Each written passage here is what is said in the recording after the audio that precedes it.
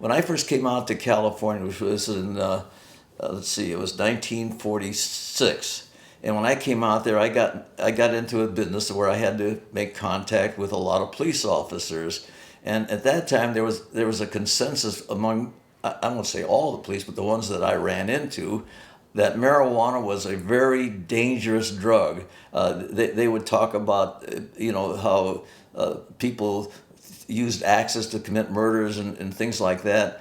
And to me, I believed a lot of this stuff. They would have places to go, like at the churches, or they'd have these young people things there, and you go there, and the cops would be giving lectures there. Mainly, they would tell stories about how horrible it was. There was nothing ever good talked about.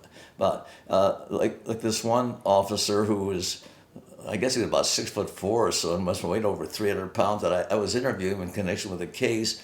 And he started telling about this kid he just picked up the other day, and he said, man, he says, I'm still sore from that guy. He said, he being as big as he was, he said the kid that he got into it with was 19 years old, and the kid started giving him bad mouth and all that there. So he hauled off and punched him. He said, I gave that kid everything I had, and right in the stomach, and he didn't flinch. Well, when I had the opportunity to try my first marijuana, and I was expecting to be flying out the door or something. I never was good at smoking, and so I remember I had trouble with marijuana. But once I learned how to smoke, I found that it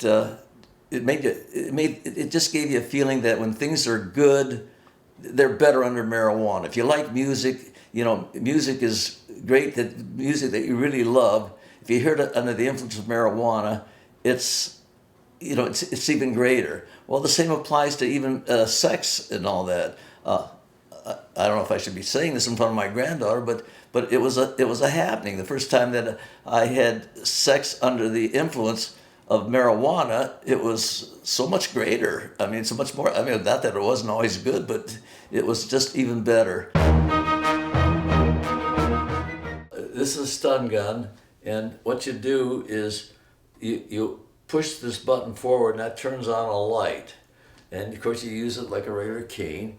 But if someone comes up to you that you think is going to need this thing, you push the button up, the red light stays on, and then you pull the trigger, if I can find the darn thing. Oh, wait a minute. Wrong finger, I'm sorry. Now, that's supposed to be, I think, 6 million or something. How do they get that much volts in this thing? I'll never do it. Hi, dude. Do it again.